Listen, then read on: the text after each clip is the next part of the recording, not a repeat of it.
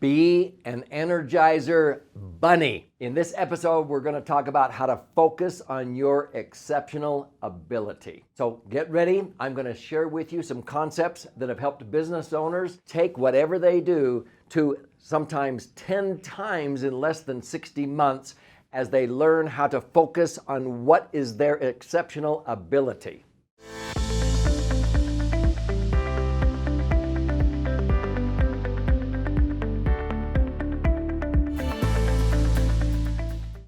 So I'm Doug Andrew, and I've been involved in my own business. I'm an entrepreneur, and an entrepreneur is somebody that takes something from a lower level of productivity to a higher level of productivity. And I've done that most of my life. I've been helping people, empowering them with their money financially, but also in the other two dimensions of what I call authentic wealth, the intellectual assets and the foundational assets, how to be wealthy, healthy, and wise in all the dimensions of your life. And so I can't take credit for everything that I've learned. In fact, I've invested over $3 million in my life sharpening my saw, as Stephen Covey would say. And I continue to invest maybe $200,000 to $300,000 a year in what we call LLCs. Now, some people think I'm talking about limited liability companies. No, in our family, my wife and I have been married for 47 years this coming February, and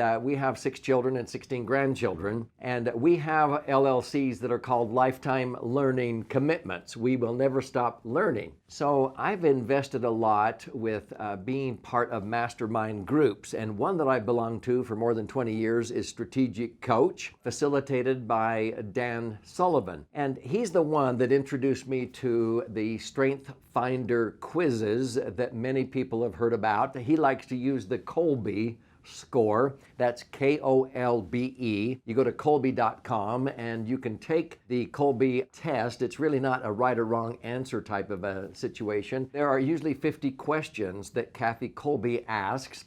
They're scenarios, and you simply circle what would you most likely do in this set of circumstances and what would you least likely do in this set of circumstances, and at the end they assign you a Kolbe score. Now, you've probably heard of Strength Finder quizzes, books like The Color Code or the Winslow Score.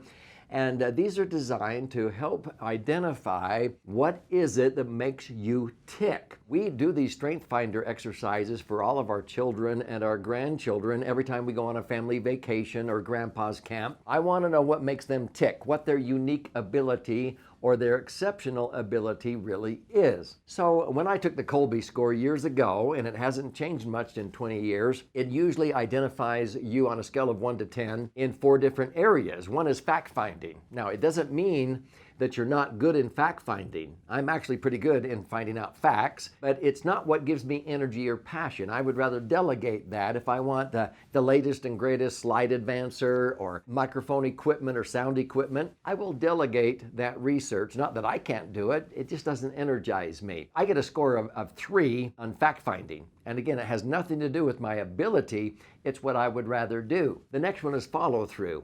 A lot of people say I'm a pretty good follow-through person. It's not what I would rather do. I'd rather delegate the follow-through. I just want to come up with the ideas. So I score 4 out of a scale of 1 to 10 on a follow-through, but on quick start.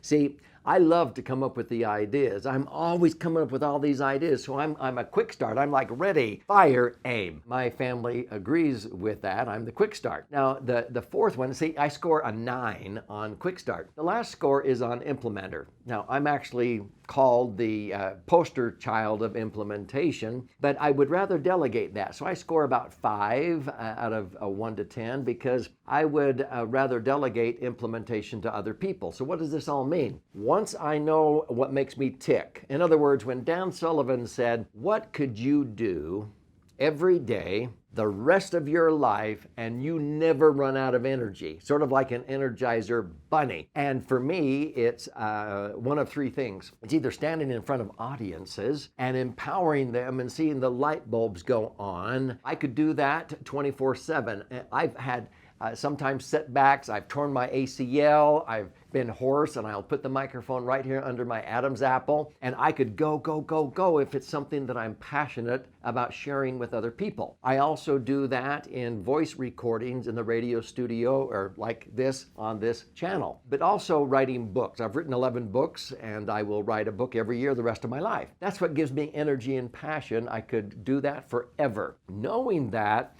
I come up with the ideas. Well, I hire assistants that are strong in fact-finding or in implementation or follow-through. They're strong in the areas that I'm not necessarily weak in, but I would rather delegate that to them, and they could do follow-through or research or implementation all day long, and they would never run out of energy. But they don't want to come up with the ideas. They're not the quick starts. They're not the risk takers, if you know what I mean. So how do you create an environment with whatever you do in your family or your business so that everybody focuses on their exceptional ability? In my company, for example, I'm the quick start, and so I make up the ideas.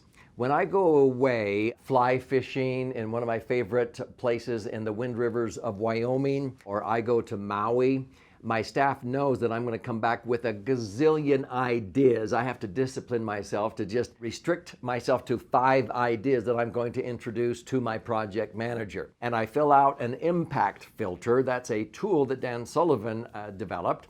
And so I present the 5 ideas that I want to focus on for this quarter, let's say, and I communicate those very clearly to my project manager. So I come up with the ideas because I'm the quick start. I make up the idea, so I make it up. Now, once I communicate exactly what it is, what has to be true at the end of this project coming to fruition, and I write down the darkness of the night if we never implemented this idea, and the brightness of our future if it came to pass in full living color, so they see the contrast, and then I go through a checklist. Why is this important, and what value will this create, and what are the steps? This is what has to be true at the end of this project. Once my project manager understands really what I'm trying to accomplish with my idea up here, then the project manager's responsibility is to make the idea real, to implement it, to do what has to be done in order to make the idea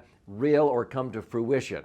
So I make it up, my project manager makes it real. And then I have process managers. Process managers make the idea recur like a well-oiled machine. So if I come up with a new idea on how I'm going to reach more people, let's say with a YouTube channel, or with radio, or with speaking, or teaching, or this seminar, or this webinar, or this concept, I come up with the idea, my project manager makes it real, and my process managers make it recur like a well-oiled machine, so that when I record my radio show, I'm passionate in that moment. Then it goes out and my radio show is made into podcasts and articles, and the articles are created into ebooks that are related, and then the ebooks that are popular are the material to write my next best-selling book. But see, all that is delegated to project managers, and then once those things are published or created or recorded, the process managers make sure that it gets uploaded and it goes through the process and it fills up seminar rooms or audiences throughout the country. I just make up the idea, and then I delegate to a project manager that will make it real,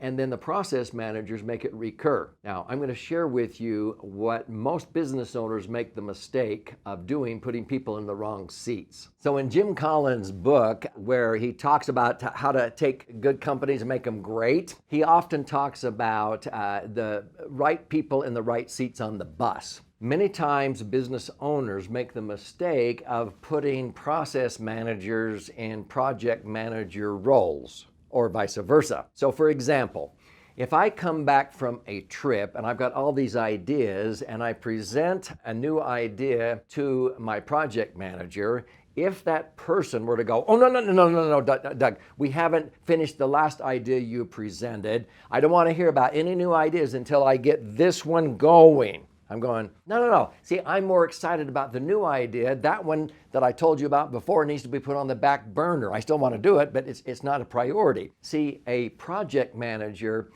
they get bored doing the same old thing. So they get excited. They see the vision. They go, oh, hot diggity dog. Yeah, let's do that. I see why that's important. And they move on. A process manager is the one that goes, no. I don't want to hear about any more ideas. I've got to get this last idea working. That's a process manager. You wouldn't believe how many business owners waste tons of time, energy, money, resources because they have process managers serving as project managers. And that's the best way to tell if the wrong people are in the wrong seats on the bus. And so you want to be able to delegate an idea to a project manager, and they are onto whatever project you're excited about.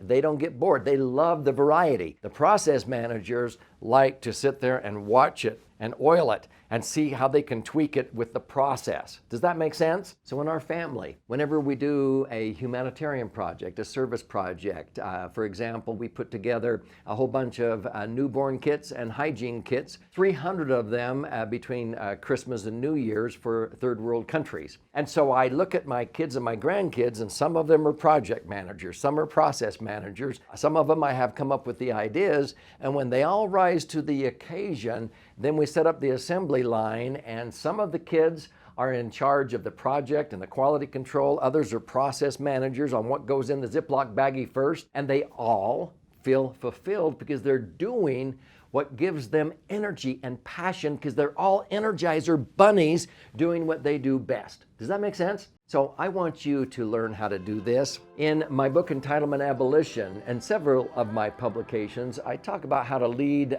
the families from the me to we, together we're better. And this is one of the concepts I talk about in this book. You can get a free copy of Entitlement Abolition by clicking down here, and you just pay $5.95 shipping and handling. I'd love to fire out a copy to you. You can go to entitlementabolitionbook.com to receive your free copy.